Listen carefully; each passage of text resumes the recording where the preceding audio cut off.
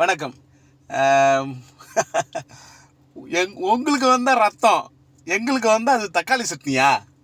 விஜய் மாநாடு நடந்து முடிஞ்ச பிறகு விஜய் பேசின பேச்சை வச்சு தோழர் திருமா அவர்கள் பயங்கரமாக விமர்சனம் பண்ணாங்க. கொள்கை சரியில்லை, அது சரியில்லைன்ட்டு.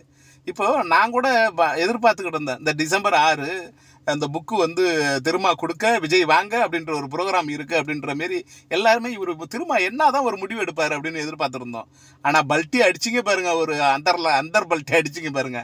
இந்த இந்த நிகழ்ச்சியில் நான் கலந்துக்கல, கூட்டணிக்கு பிரச்சனை வரும் அப்படின்லாம். எதுக்கு இப்போ உங்கள் கொள்கையை விட்டு கொடுக்குறீங்க? யாருக்காக விட்டு கொடுக்குறீங்க?